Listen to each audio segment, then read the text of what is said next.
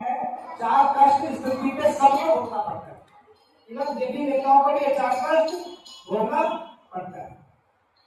वो चार कष्ट क्या है, कौन बताएंगे, बताइए। माता जी सही बता रही है। हाँ से आप सही जाने बताइए, माता जी सही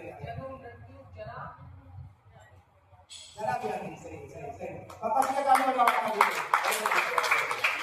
बड़ा प्रश्न है। प्रश्न भक्ति में आने के बाद भी कितने कितने लोग और दूसरे संप्रदाय में जाएंगे तो जब आप सिद्ध हो जाएंगे उसके बाद भी एक प्रश्न का आंसर नहीं मिलता है। रूपांत इतने दयालु है कि वेद के जो गूढ़ रहस्य है वो पहले अध्याय में देखिए। रूपांत कहते हैं कि हमारी किताब कहीं से भक्त पढ़ेगा वो वहीं से तर जाएगा, वहीं से उसकी भक्ति शुरू हो जाएगी। प्रभुपाद ने पहले अध्याय में गीता के शुरू में प्रभुपाद ने प्रस्तावना दे दिया पूरा गीता का रहस्य। तो प्रभुपाद ने बताया कि चार कष्ट जो है ये चार कष्ट सबको भोगना पड़ता है, चाहे वो देवी देवता भी हो सबको भोगना पड़ता है। ब्रह्मा जी को भी चार कष्ट होता है, जन्म मृत्यु जरा और व्याधि। जन्म मतलब सबको जन्म लेना पड़ता है। तो हम लोग जो जन्म लेते हैं मनुष्य रूप में या किसी भौतिक संसार में देवी देवता के रूप में भी, तो ये जन्म जो है बहुत कष्टदायक होता है। जन्म को नरकवास कहा गया है शास्त्रों में। भागवत में कहा गया जन्म लेना बहुत नरक दुख का कार्य है, बहुत दुख का होता है उसको होता है गर्भ में। फिर मृत्यु को सब लोग जानते हैं, मृत्यु में बहुत कष्ट होता है, कोई नहीं चाहता मृत्यु। उसमें 40,000 मृत्यु का लहर होता है शरीर में जन्म आता है। जरा पूरा जीवन आप देखिएगा कोई भी हो, चाहे वो कितना भी बड़े अमीर आदमी हो, अंबानी हो, अडानी हो, देवी देवता हो, सबको कुछ न कुछ शरीर में बीमारी दुख कष्ट आता ही आता है। इसको जरा बोलते हैं। जरा मतलब बुढ़ापा, सबको बुढ़ापा आता है। तो बुढ़ापा अपने आप में क्या है, बहुत कष्टदायक है। अभी जवानी में हम लोग सोचते हैं कि तो बहुत मजबूत है, एकदम दौड़ सकते हैं, घूम सकते हैं, कुछ भी नहीं आएगा, कभी कभी आएगा। जैसे आप थोड़े बूढ़े होने लगेंगे आपको पता लगेगा कि किसी भी बुढ़ापा ने हमारे घर में दस्तक शरीर में कष्ट नहीं। अब व्याधि मतलब पूरे जीवन आपको कुछ ना कुछ रोग रहेगा। तो ये चार कष्ट सबको भोगना पड़ता है, मगर भगवान को ये कष्ट नहीं है, इसी से पहचाना जाता है भगवान। अब तो थोड़ा सा धर्म का प्रचार हुआ है, नहीं तो आज से 50 साल पहले, 100 साल 200 साल पहले भी बंगाल में और भी उड़ीसा में कोई भी लोग थोड़ा सा सिद्धि प्राप्त कर लेता था, सिद्धि प्राप्त करते करता था मैं भगवान हूँ। तो बाकी एक जो है आपकी एक पिक्चर आती है, बाकी आप सब लोग भी ले सकते हैं। गुरुवार की पिक्चर को वापस में भी दे सकते हैं, यहाँ पे आप देखो उसको बहुत अच्छा। गुरुवार के अलग अलग एपिसोड है, 40-50 एपिसोड है, उसमें लिखा है कैसे कैसे पहले भी होता था। तो सब लोग भगवान बन के आते थे। अगर भगवान बन के कोई गुरुवार कहते हैं तो भगवान हो तो गोवर्धन उठा के दिखाओ, भगवान हो तो जवान रह के दिखाओ। क्योंकि भगवान कृष्ण का या राम भगवान का किसी ने बूढ़ा पिक्चर नहीं देखा है। कभी देखा कि राम भगवान बूढ़े से है, कृष्ण भगवान बूढ़े से है, वो हमेशा 20-25 साल के युवा नहीं रहते, इससे पता लगता है कि वो भगवान। तो भगवान का शरीर मैंने क्या बताया, आनंद का बताया। भगवान का शरीर सच्चिद आनंद है, हमारा भी आत्मा सच्चिद आनंद है, अगर आत्मा का क्या कभी निरानंद के अंदर बन है। भगवान का पूरा शरीर ही सच्चिद आनंद है। भगवान का शरीर पूरा आम है, उसके कभी रस ही रस है, गुठली भी नहीं है, छिड़का भी नहीं है। भगवान ऐसे है, आनंद है। तो सच्चिदानंद तो सब चित्त और आनंद, भगवान आनंद में बनेंगे। तो उसके बाद जैसे भगवान आए सब जगह सुनता ही सुनता नजर आ गई। तो जैसे फिर गोपियों लोगों को पता चला कि उनके घर उत्सव होना है, उत्सव जो भगवान का कोई 6 दिन का ये कार्यक्रम नहीं हुआ था, पूरे 1 दिन से लेकर 6 दिन तक ये कार्यक्रम चलता ही रहा था। मगर छठे दिन भगवान का जैसे कार्यक्रम होना था उस दिन भगवान के घर विपत्ति आने शुरू हो गई। क्योंकि जब कृष्ण आते हैं तो उसके साथ विपत्ति भी भगवान आते हैं अपने भक्ति परीक्षा करने के लिए, और समाधान भी भगवान ही उसका करते हैं। हमें उसका समाधान नहीं करना, हमें खाली भजन करना है, समाधान भी भगवान ही करते हैं। तो भगवान का जब छठे दिन का था उत्सव, तो उस दिन क्या हुआ कि उधर कंस को पता लग गया कि उसको जैसे उसने ये यशोदा माता के भगवान ने बहन जो थे उनको जब मारना चाहता तो वहां पर जैसे उसे पटकने के लिए कहा, तो वो दुर्गा माता त्रिलोक माया थी, तो दुर्गा जी उसके हाथ से उड़ गई। अब दुर्गा भगवती बन गई थोड़े से ऊपर जाके, उन्होंने कंस को बताया है कंस तो मुझे क्या मारना चाहते हो, तुझे मारने वाला समझ गया कि मैं तो बदले में फंस गया हूँ, अब तो मैं इनको भी नहीं मार पा। अब मुझे इन्फॉर्मेशन भी मिल गया, आप कहाँ है ये पता नहीं है। अब जहाँ पे गेम शुरू है, जैसे गेम देखते हैं बच्चे वीडियो में, ऐसे गेम शुरू हो गया डांस के लिए। कह रहे तुझे मारने वाला पैदा ले चुका है, साक्षात तो भगवती को भी देख रहे हैं। सोच रहा है जिसको जिसका बचाने के लिए, काम करने के लिए भगवती आई है, तो इसका मालिक कितना ताकतवर होगा, वो अष्टभुजा भगवती है, विद्याचल में वही भगवती। उसके बाद कंस ने सोचा कैसे पता करूं, या तो पुत्र है नहीं, ये तो पुत्र भी था। तो उसके बाद कंस ने शुरू में तो बहुत सारा उपाय लगाया, सबको पता जितना भी बच्चा पैदा हुआ है सबका लिस्ट पता करो, आसपास से जितना बच्चा पैदा हुआ है। फिर उसने 10 किलोमीटर तक का मथुरा के रेंज में सारा पता किया, कुछ ऐसा बच्चा मिला नहीं। उसने सब बच्चे को मरवा दिया, उसने सब बच्चे को मरवा दिया एक ऋषि से बचने के लिए। हमें जो है जिस समय नहीं मारे, इससे बचने के लिए इस भय से, भय में आगे ज्यादा बुरा काम करता है। उसके बाद उसको लगा कि अभी भी हमारा कार्य पूरा नहीं हुआ है, क्योंकि उसके अंदर भय तो था ही। उसके बाद उसने उसका एक, जब वो असुर था, असुर के पास अनेक शक्तियां रहती है, उसके पास घूमना थी, घूमना जो थी एक डायन थी। तो डायन क्या होता है, डायन को ये सिद्धि रहता है कि वो बच्चे को पता कर लेता है कहाँ पर कौन सा बच्चा है। वो जो डायन होती है, पहले जैसे उड़ीसा, बंगाल, बिहार सब होता था, तो वो बच्चे को कुछ खाने वाली, बच्चे को मारने वाली ऐसी डायन होती है। बच्चे का बहुत दुश्मन होता है, वो पता नहीं लगेगा कहाँ कौन सा बच्चा। उसके पास ऐसा मंत्र होता है, जैसे आप वायरस से बीमार पड़ते हो, वो मंत्र देके आपको बुखार कर देंगे, मंत्र देके आपका आंख अंधा कर देंगे, मंत्र देके आपका पहुंच जो है पोलियो मारवा देती थी पहले से, आज से 50 साल 25 साल पहले। तो कंस ने कहा कि बच्चे का तो एक्सपर्ट तो यही है, पर ये पता कर सकते कहाँ पे बच्चा है, क्योंकि उसके पास सिद्धि होता है, के पास सिद्धि होता है, तो बच्चे को पता कर पाए कहाँ पे बच्चा है। उसने बोला पुन्ना तुम तो इसमें एक्सपर्ट हो, मेरे राज्य का तुम सबसे प्रभावशाली हो, सबसे तुम शक्तिशाली हो, तुम्हारे पास बहुत सारी सिद्धियां हैं। लोग क्या करते हैं, भौतिक संसार में सिद्धियां को बहुत महत्व देते हैं। किसी के पास तो सिद्धि आगे आपको बैठे बैठे बता दे कि आप क्या खाने खाए हो, तो आपको लगेगा ये भगवान को छोड़कर उसके पीछे दौड़ते रहते हैं। कल आप कहाँ गए थे, ये कोई बता देगा। तो गुरु बात कहते हैं सिद्धियां जो है कृष्ण के भक्ति के सामने भक्ति के बराबर भी, इसकी भक्ति का सिद्धियां के पीछे नहीं होगा। तो उसने पुत्र को बोला तुम ये कार्य कर सकती हो, तुम जाओ और पूरे 84 कोष में पता करो कि कहाँ कहाँ बच्चा हुआ। उसने इसलिए बहुत सारे बच्चों को मार दिया पुत्र ने। अब जो है पुत्र करते करते उसको पता लगा कि नंद उत्सव हुआ है, तो नंद उत्सव हुआ है बहुत धूमधाम से हुआ है, और वहां पे जो है सभी जो है नंद को ब्रज की जो है गोपियां लोग बहुत आनंद मना रही है। तो उसको ये संदेह हो गया कि हो सकता है वहां पे भगवान आए। तो अब जो है पुतना सोची ऐसे तो उनके घर नहीं जा सकते, अगर भगवान भी है इतना आसान नहीं उनके पास जाना।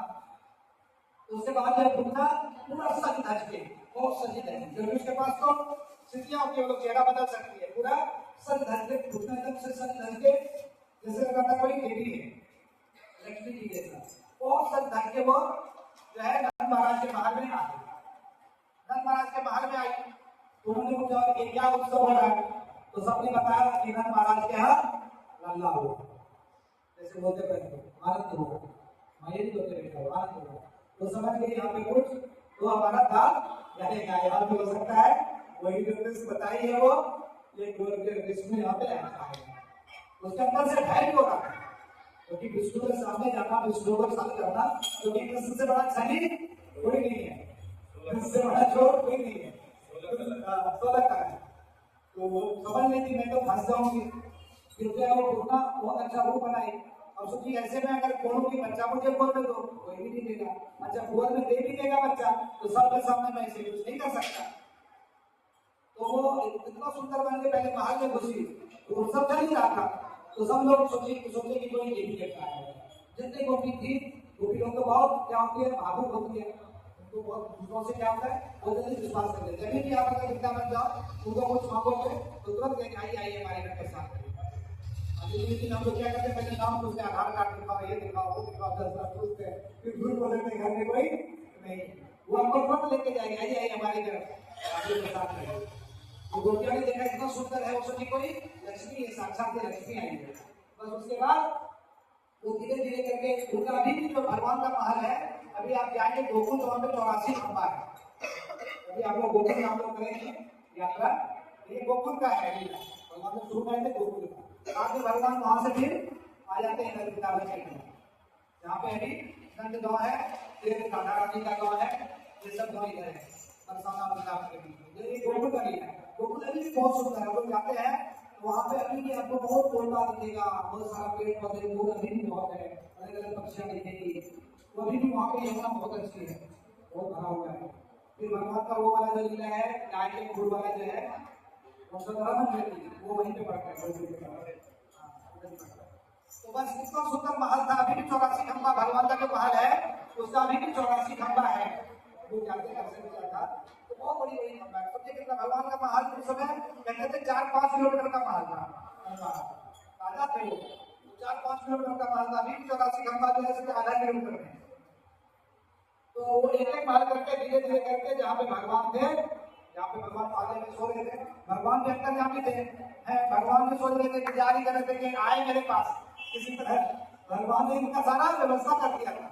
कहते पूर्णा को अंदर आने का व्यवस्था भी भगवान ने ही कर दिया था, क्योंकि भगवान का ये पहला विकेट लेना था, भगवान का कहता है पहला विकेट था, इसके बाद सेंचुरी पाएंगे वो, पहला विकेट क्या होता है नहीं, लेकिन पूर्णा को उन्होंने बहुत अच्छा स्थान दिया, सीधा उन्होंने गोल्डन धाम दे दिया, उन्होंने उनको माँ का स्थान दिया और उनको गोलाम धाम दे दिया, जहाँ पे जाना बहुत जो है भक्ति के बाद पहुंच सकते हैं, वहां पर सीधा छोटा हुआ स्थान दे दिया।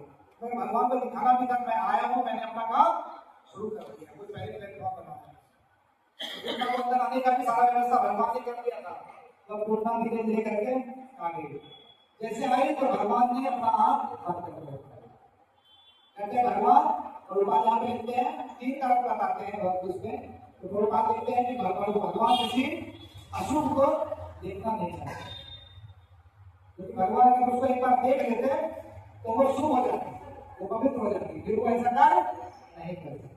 तो भगवान आप बंद करके रहे, भगवान सोच लेते हैं अपना कार्यक्रम शुरू करे, मैं अपना कार्यक्रम शुरू करूँगा, बस उसके बाद वो धीरे धीरे करके इतना सुंदर बन के गई थी, सब विश्वास करते थे तो लक्ष्मी जी है, देवी जी है, ऐसा भगवान ने व्यवस्था बना दिया कि वहाँ पे कोई नहीं था, भगवान ने मतलब किताब में दिया कि योग में भगवान ने कुछ व्यवस्था बनाई, फिर खुद में भगवान को उठा लेते, उठा के वो भगवान को उसने अपने बच्चे को दूध पिलाना होता था, उसके लिए उसने उसमें कालकुट विष लगा रखा था दूध पिलाने के लिए, कि भगवान को जैसे मैं विष पिलाऊंगी और ये पीते ही ऐसा विष होता है वो जो एक बार जैसे जीवा में टच हो जाए उसी से मर जाता है, इतना पावरफुल विष है।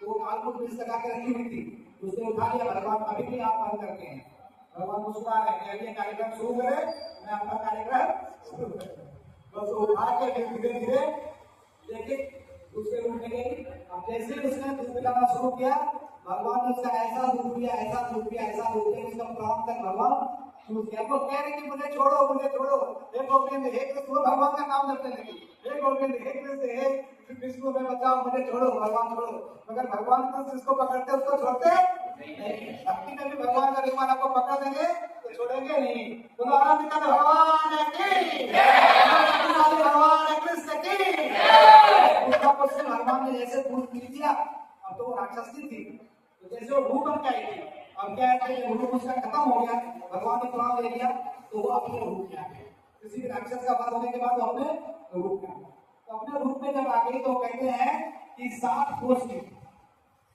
7 कोस मतलब 28 किलोमीटर की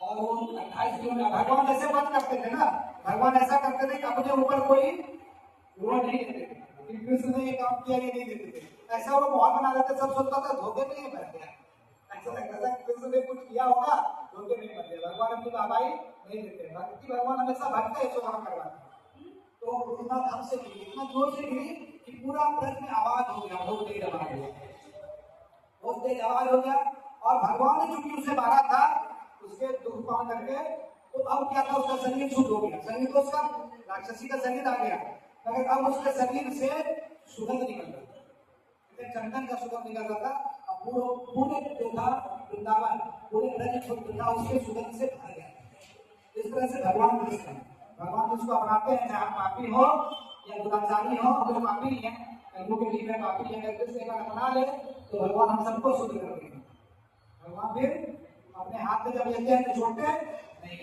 फिर उसके बाद कोरोना को लोगों ने उतने बड़े हाथ को उतने बड़े बॉडी को कोई हिला नहीं सकता, उसको छोटा छोटा करके तब जलाया गया। और उसके शरीर से जब वो जल रही थी तो पूरे वृंदावन पूरे ब्रज में चंदन का सुगंध आ रहा।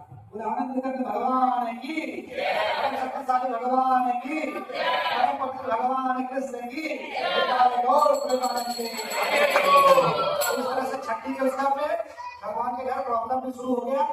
कहते भगवान कृष्ण जब भी बाहर जाते थे गाय चराने तो रोज 5-10 असुर को मार दिया गया। किताब में तो 25-30 असुर नहीं करते हैं, मगर रोज 10-20 असुर को मार के आते थे। भगवान का यही कार्य था। क्यों मारते थे? क्योंकि भगवान असुर को शुद्ध करते हैं। हम सभी भी क्या है? असुर है। अभी भी हमारे अंदर जो है क्या है? बहुत सारा असुर भरा हुआ है। हमारे अंदर जो काम क्रोध लोभ मत्सर ये सब जो हमारा असुर है, अहंकार लालच, ये सब असुर का ही एक रूप है। एक असुर जैसे लालच असुर है, उसका सॉफ्टवेयर हम लोग के अंदर काम है। ऐसे बहुत सारा देवी देवताओं का गुण है, जैसे श्रद्धा है, क्षमा है, श्रद्धा है, क्षमा है, त्याग है, ये सब देवी गुण है। तो इसकी भी एक भगवती है, वो भगवती वहां पे स्वर्ग में रहती है, उस भगवती का सॉफ्टवेयर हम लोग के अंदर काम करता है। तो जैसे हम कृष्ण का काम करते हैं, हमारे अंदर जो असुर है पहले उस असुर को भगवान मारते हैं। इसलिए कृष्ण का नाम जरूर जपना चाहिए। कीर्तन करते हैं उसके बाद